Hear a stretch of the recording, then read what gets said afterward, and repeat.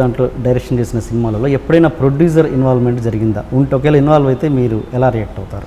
ఎప్పుడు జరగలేదు. ఎప్పుడు జరగలేదు. ఒకవేళ ఇన్వాల్వ్ అవుతే ఎలా ఉంటుంది మీరు? ఇన్వాల్వ్ చాలామంది ఇన్వాల్వ్ అవుతారు. ప్రొడ్యూసర్ నాకు అంటే ఇన్వాల్వ్ అంటే ఏంటో ఒక సజెషను, లేకపోతే ఇలా కాకుండా అలా చేయాలి అనేది చాలామంది చెప్తాను, చాలామంది వింటాను. అలాంటి ఇన్వాల్వ్మెంట్ అది సింపుల్ చిన్న రివ్యూ ఫోర్స్ అనేది నాకు ఎప్పుడు ఎవరు కంప్లీట్ స్టోరీలోనే చేంజెస్ అని అలా అని ఎప్పుడు జరగలేదు. మీరు అనుకున్న కథ ఎలాగో డైవర్ట్ అలా కాదు నాకు అన్నది అలా ఏం లేదు. అవ్వలేదు. అంటే నేను ఇంద్రగంటి గారిది ఎందుకు ఆ క్వశ్చన్ అడిగానంటే, మీరు ఒక ప్రొడ్యూసర్, దానికి ఇంద్రగంటి గారు డైరెక్టర్, దానికి మీ ఇది నచ్చకనే ఆయన వెళ్ళిపోవడం జరిగింది. సో అంటే మీరు అలా ప్రొడ్యూసర్గా నాకు ఇంద్రగంటి నాకు గుర్తులేదు, కానీ ఇలాంటివి నేను చాలాసార్లు చేశాను. చాలాసార్లు నేను డెసిషన్ తీసుకుని నేను ఒక డైరెక్టర్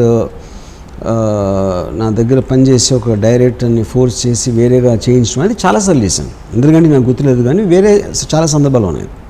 కృష్ణ వంశీతో కూడా చేశాను, షిమిత్ అమీన్తో చేశాను, హిందీలో కూడా షిమిత్ అమీన్. అది ఎందుకు దానివల్ల అది కారణం ఏంటంటే ప్రొడ్యూసర్ డైరెక్టర్ అని వేరే జాతి కాదు, వాళ్ళిద్దరూ మనుషులే.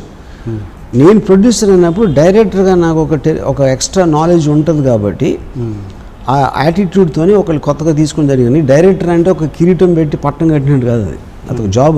ఆ జాబ్ సరిగ్గా చేయట్లేదని నేను అనుకున్నప్పుడు నేను చేస్తున్నాను. అండ్ శివ టైంలో వినోద్ బాలా అనే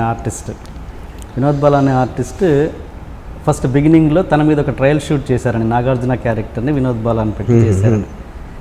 ఆర్టిస్టులు కావాలంటే తనే మొత్తం కోఆపరేట్ చేశారని. అలాంటి వినోద్ బాలాకి మీరు జేడీ క్యారెక్టర్ ఏదో ఇస్తారని అనుకున్నారు, తర్వాత అది కూడా ఇవ్వకుండా సినిమాని ఫినిష్ చేశారు. ఆయన మొన్న ఇంటర్వ్యూ చేసినప్పుడు కూడా అదే చెప్పారు వినోద్ బాలా గారు. దాని మీద వినోద్ బాగా నాకు ఎవరో మీరు ఇంటర్వ్యూ చేస్తే నాకు ఒక లింక్ పంపారు ఎవరో, అది మీరు అది ఆ లింక్ నేను కొంచెంసేపు చూశాను, అది ఆ ఇంటర్వ్యూలోది. నాకు ఫస్ట్ నాకు గుర్తురాలేదు తను ఎవరో. తర్వాత నాకు శివాలో ఫ్రెండ్స్ గ్రూప్లో ఎక్కడన్నా ఉంటాడా అనుకున్నా. దాని తర్వాత గుర్తొచ్చింది, తనతో నేను ఒక వీడియో ఒక సీను టెస్ట్ కోసం షూట్ చేశాను. ఓకే, ఆ టెస్ట్ చాలా బ్యాడ్గా వచ్చింది. అది కానీ నేను నాగార్జునకు చూపించుకుంటే శివ సినిమా అయిపోయేది. అందుకని ఎవ్వరికి చూపించకుండా క్యాసెట్ పాలు కొట్టాను.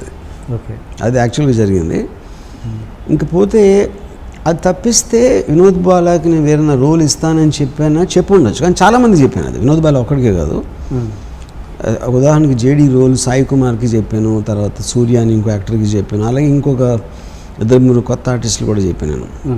అది ప్రాసెస్లో కాస్టింగ్ అప్పుడు మీరు టెక్నీషియన్స్ కానీ లేకపోతే యాక్టర్స్ కానీ చాలామందితో మాట్లాడతారు. ఫైనల్ డెసిషన్ అనేది వేరియస్ అదర్ ఫ్యాక్టర్స్ మీద డిపెండ్ అవుతుంది.